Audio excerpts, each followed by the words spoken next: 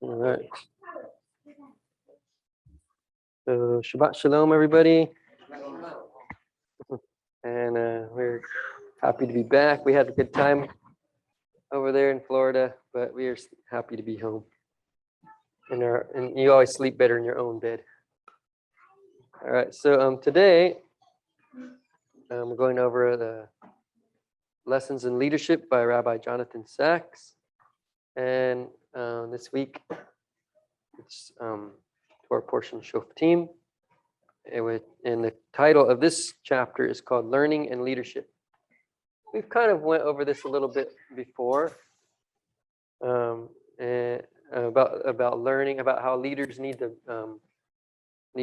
learn, or more like how leaders need to be teachers, right? But this time, he talks a little bit more about how leaders need to actually be learners too. So in the beginning, he talks about how, our sages, they teach about the three crowns, the three crowns of leadership: priesthood, kingship, and Torah. These are the three, three parts of leadership in a way, or how it's split.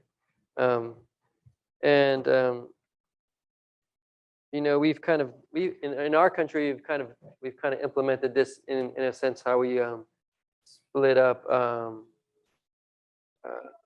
church and state type of thing, where we have our religion shouldn't be part of our. Not. It kind of leads us, but there's like this separation of church and state, right? And so it actually has come from Torah, from the Bible, and from Judaism in a way. But he talks about how, we have these three powers. We have the king, who is like a secular power. We have the priest, who is like the religious power, who leads the religious things, and then you have the prophet, who kind of corrects these other two powers, in a sense, tells them what they're doing wrong, what they're doing right. And a lot of times you think of a prophet as someone who predicts like what's going to happen in the future, but more often than not, they're more like calling you out on what you're doing wrong. You know what I'm saying? That's really what happens, right? And so anyway, so the judges, exactly. So catching, okay. So the most attention catching part in this section of the parsha is about the section on kings. First, it talks about how the king. The first thing that kind of catches your eye is about how the king has to carry the Torah all the time. He has to actually write his own Torah and carry it with him all the time, right? And continue to learn from it.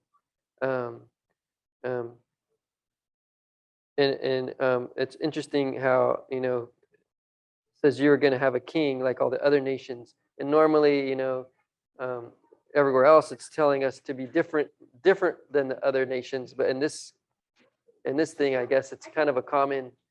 I guess Hashem is saying, you're going to need a king eventually. You're going to want a king, And the sages kind of break it down. Sometimes some sages say it's a good thing. Some say it's a bad thing.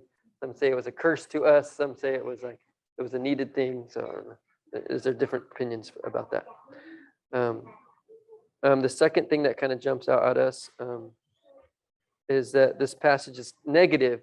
Instead of it saying what the king should do, or it's telling us what the king shouldn't do. It gives like three things that the king should not do. We went over these last night with the kids. They shouldn't have too many horses, shouldn't have too many wives, and shouldn't have too much money or gold. And so it's like these, and then it even gives reasons why. Well, it doesn't give reasons why the wives, because that's obvious, I think. But it gives reasons why the horses, because you're thinking, why can't a king have a lot of horses? But he says because they'll go back to Egypt, which is kind of surprising. All right. And the third thing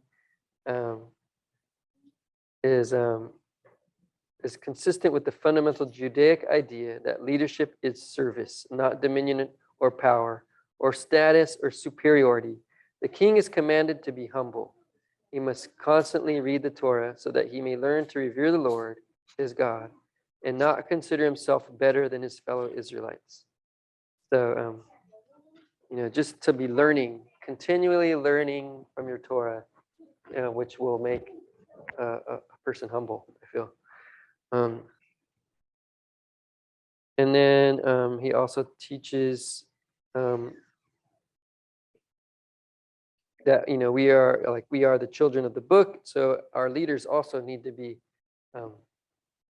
people who study the Torah and study the Word and continue to learn. He gave a lot of secular, not a lot, but he gave some secular examples of leaders who like read a lot. So there's one, Gladstone, the Prime Minister of Britain. He said his library had 32,000 books, and he had a diary, and he noted that he read 22,000 of those 32,000 books. So, that's pretty impressive. They said he read about in his lifespan. It said he had to read about 5 books a week, throughout his life. That's like 5 more books than I read per week. So I better step up my game a little bit, right? I might read like a quarter of a book or something. And then he also talked about Ben Gurion, Israel, one of the founders of Israel, or getting it back established again. And he also had a very humble home in a sense, but he also had a vast library of 22,000 books. And then he had another 4,000, I guess, in his little office or something like that. And it also says, Churchill was another example he gave where that has written a lot of books. He wrote like 50 books. He had a Nobel Prize for literature. So he liked to say, like, what separates a statesman from a mere politician is you're a reader and a writer. You are very involved in your learning and things. And then it also talks about the 2 greatest kings of Israel, which is David and Solomon, and both of them were authors of these books. Right? We have Psalms from David, and Shlomo, he wrote. He's supposed to have written the Song of Songs, Proverbs, Ecclesiastes. And this is associated with this chokhmah or wisdom. And Solomon was known to be the most wisest king of all, and he was also seemed like the most literate king, the most learned king in a way. It talks about Solomon's great wisdom, and also how people, other leaders of other nations would come to visit him, to learn from him, and to see his wisdom. Talked about how Queen of Sheba, praised him and said, I wouldn't have believed. I was told about this, but I really believed it until I saw it with my own eyes, and it's not even as much as what people have said. It's even more. It's like double of what they said. But this wisdom is above just mere worldly wisdom. There's a spiritual aspect to the wisdom that we can learn from the Torah. Science can explain certain things, but when you have Hashem and His Torah connecting it makes even more. It makes more sense, and you can be a better leader by applying that. So wisdom without Torah is not enough to save a leader from the corruptions of power.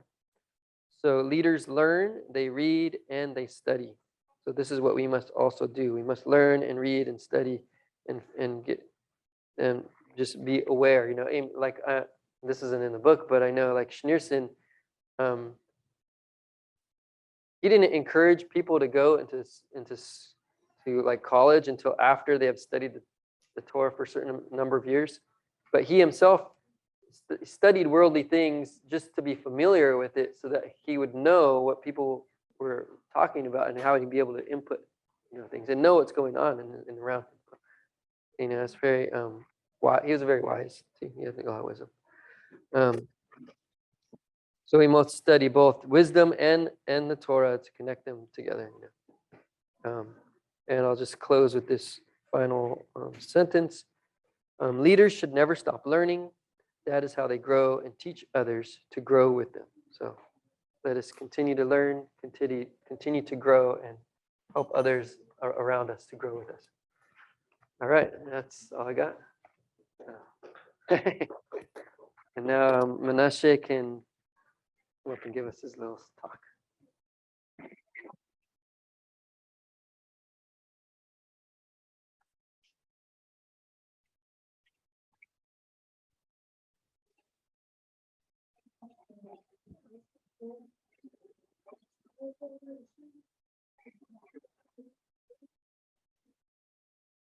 Okay.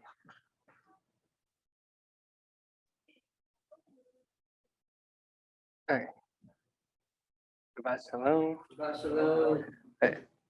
So in this week's Torah portion in Deuteronomy 20, verse 8, there's a couple things that stood out to me. Mainly the whole passage on if if you had built a home recently, or if you had a vineyard, or if you were going to get married, then return. So I found it very interesting, and it goes on to list. One second. Yeah. So it lists all these things, and then lastly, it lists if anybody is afraid of disheartened, return so that you may not dishearten your fellow like soldiers in the fight. So there are a couple overarching things, but I just want to go over them to like every single thing to by itself, and then at the end go over them together. So it starts with saying the official side will address the troops as follows: if there's anyone who's built a house and has not dedicated it, let him go back to his home, lest he die in battle and another one dedicate it for him. Moving out is a big deal, especially like here in our culture now, where you're supposed to like get out at 18 and build your own life kind of thing. And moving out is already a big deal, but building your own home is normally something like that's like monumental in somebody's life. That's a big landmark, your first home or building your first home. So in my in my opinion, that would be something that could like cause you to, it would be on your mind the entire time you're in battle. If like you just built this home, you would like to go back to it to be able to dedicate it. So that's why it tells you if you've done this, then go back so that this may not be on your mind, and then the people that are in battle can focus like on being in battle and not on things that could possibly be going on back at their house. The next one is if there's anybody who's planting a vineyard but has never harvested it, let him go back to his home. Another big step is finding a way to feed yourself or to provide for yourself. So back in the Israelites' times, it would have been a vineyard, but maybe in our time, it would be like creating your own business. So like if you've created your own business, but you've never like profited from it or like had like a big landmark on it, then go back and harvest it kind of thing. So like they would go back and make sure that they could have something to provide for themselves, because this is all building up to the last one, which is if there's anyone who's paid the bride price for a wife but has not married her, let him go back to his home lest he not die in battle and another one marry her. So you first set up your home, then you set up a way to provide for yourself, and then you get married. And these are all things that would be on your mind. So then you to go back to then when you're fighting, it's only the only thing is on your mind is fighting. But all these, I think all these three steps are important because it's kind of like showing you like the way you do things is you set up a home, then you set up a way to provide for yourself, and then you go and find a wife. So I thought that was very interesting. So like I said, you set up your entire life and then hopefully find somebody to share it with. And going into battle, you're acknowledging and perfectly going out into a high risk environment. And Torah does address dying in battle as going before your time. So that's why when King David had the general go into battle and basically saying, he shall go down into battle and be swept away. So yeah, that was my commentary.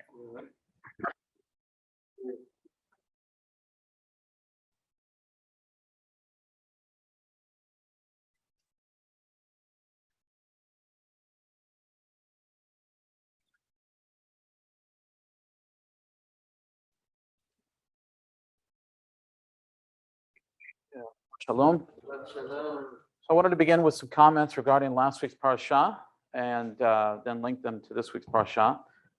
And I was thinking about Alex and Marco this week, actually, as they were having fun out on the beach and I was suffering here in the heat. I was thinking about them because I was thinking about their adventures that are coming up. They're moving on to another stage of life. And it was, I thought about that. So I wanted to sort of speak on that and then, again, relate it to this week's parasha. Basic classes in philosophy at the college level or high school level usually start off with the story of the allegory of Plato's cave. Marco, I'm sure, remembers that. In the story, or in the allegory, there are slaves that are imprisoned in a cave. And they're put in such a way that they cannot turn their heads. They can only look at the wall. And as a consequence, there's a fire behind them. And as the master and his servants sort of pass by, they cast shadows on the wall. And these individuals, because of their slavery, they think that when they hear sounds, they believe that the shadows speak. One day, one of them escapes, one of the prisoners escapes and goes outside. And of course, the first thing that happens is his eyes are overwhelmed by the sun, right? Temporary blindness. But if you think about it, this is the first time that this individual is able to differentiate between freedom and slavery, between light and darkness, and between all these differences, right? It takes that personal experience to be able to understand these things. And then as he goes back and tries to tell his, fellow former slaves that he runs into the problem of trying to communicate these ideas because they have no idea what he's talking about. Now, at the beginning of last week's parasha, Moshe Rabbeinu begins the portion with Re'eh, Si anochi noten lifnechem chayom bracha uklala. See, I set before you today the blessing and the curse. And Rabbi Chaim Kadosh asked the question, who does Moshe Rabbeinu think he is to say, I set before you the blessing and the curse? Because normally, of course, we read, Vadaber Adonai Moshe lemor, Hashem spoke to Moses saying, right? But this is Moshe Rabbeinu saying, I set before you the blessing and the curse. And then Rabbi Chaim HaKadosh says, I'll tell you who he is. This is the individual who was a prince of Egypt. This is an individual who was in Pharaoh's palace and lived as in the midst of the learning, the science, the magic, the religion, the decadence, everything that you can imagine. Moshe Rabbeinu was informed about or potentially even experienced.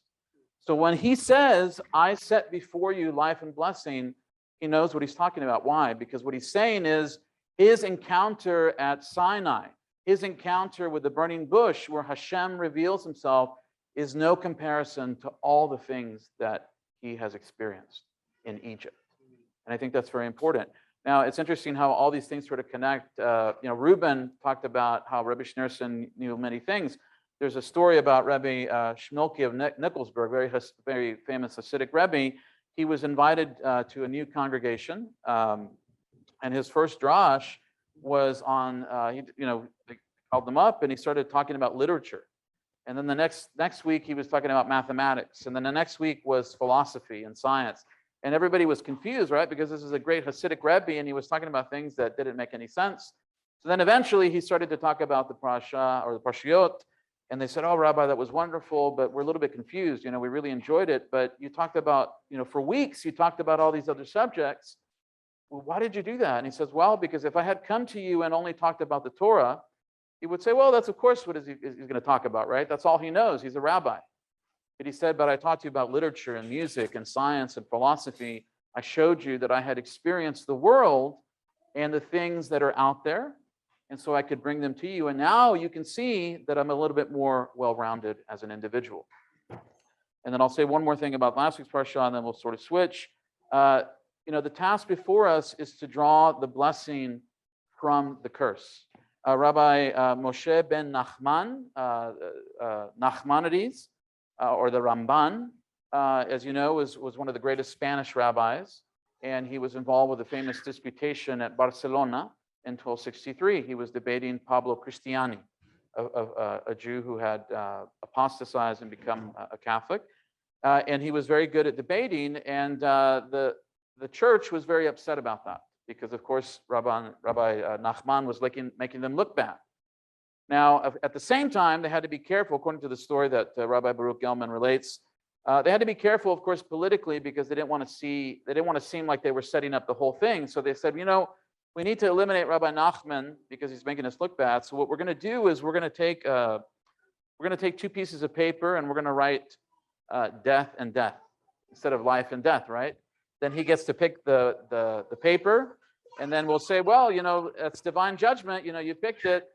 So Rabbi Nachman, knowing sort of where they were going with this, is they present him the paper, and what he does is he takes the paper and he eats it. And they're like, why did you do that? He goes, well, you just have to look at the other paper and you'll see that it's the opposite of what you had. And so what is the point of that? Obviously a little humor, but it's to show that out of the curse, he's able to draw the blessing. So Moshe Rabbeinu was able to draw from his experiences in Egypt as a prince of Egypt, as a general, as the Midrash says. How do we know that? Because we see it in the Torah, right? He tells the people of Israel, you're going to do this, you're going to do that, choose this. This is the understanding of a general, somebody who knows leadership, all these different things that he learned, and he extracts this and he turns it into the service of Hashem. Now, in this week's parsha, we have something interesting. We have the prohibition of a matzeva. The matzeva is a pillar, a rock. And generally, in ancient Near Eastern societies, what would happen is you would set up a matzeva, you would consecrate it with oil or something of that nature, and then in the minds of the Canaanites and different Near Eastern societies, the god that they were dedicating this to would inhabit the matzeva. And we see this, in fact, in the book of Genesis, right? We see that Jacob is doing this. It's very clear. But the Torah now prohibits this. And we can talk about why it's okay when Jacob does it. That's a sort of a separate subject. But I would say this, that culture is the only context for truth. So at the time that Jacob does this is acceptable because the Torah has not been given, right?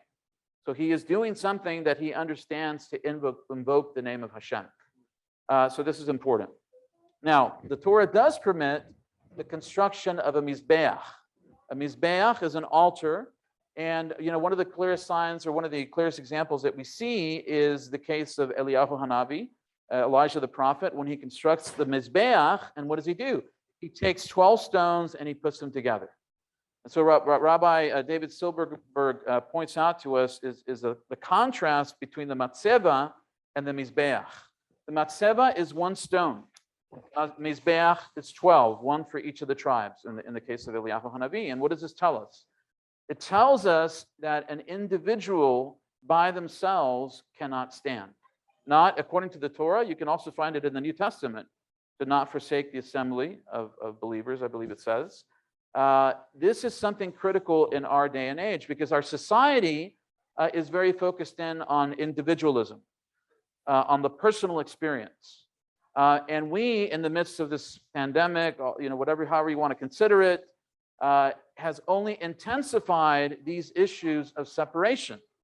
We've seen it practically because of reduced numbers, locally, but we see this across, right? People are separated out of concern, out of fear, many different reasons. And so what this causes is the individual to sort of rely on their natural tendencies to only be concerned about themselves. Two individuals, young individuals going out to the world, this is very challenging. Because the reason that Moshe Rabbeinu could say, relate this wisdom is because he had undergone these things. So obviously on a practical level, your parents have experienced things in their lives that all of us, should listen to because they have experience. But at the same time, we have to remember that we cannot exist individually. We need a community, or if we don't have one, we better start it. We better connect to others because they're the only ones that will provide us with that balance in our lives and that judgment that is necessary. We talked about the shofet, right? You go to the shofet in your day if there is a matter that you do not know. And you cannot do that unless there is a community that is built to facilitate those different elements. And so this is critical. And this is why I always say, and I've said it as probably as long as you've known me, Judaism is not the Lone Ranger. It's not Lone Ranger Judaism. This is a community. It's a collective. People have to be part of it. They have to build the bricks that are necessary for the Mizbeach, or else they will do what is right in their own eyes. And this is the tragedy that we face in our day and age, right? Everybody wants to do what's right in their own eyes. So their own morality is whatever they believe it is. whatever a man is or whatever a woman is what they themselves feel it to be. But we don't have that opportunity, or that we have the Torah. We have guidelines that we have to follow, and it can only be followed in the context of a community. So as you go out into the world, remember, this is the time of exploration and discovery, and it's a wonderful time. But you have to remember the things that have been set before you, and then you also have to link with the people, or create those links to give you the stability to make the best use of the opportunities that Hashem sets before you. So may Hashem, as we enter into the period, of course we're in Elul, we're getting fast into to Tishrei soon. May Hashem give us the opportunity to build the relationships that we need, and to make teshuvah for the sake of ourselves and for the sake of all Israel.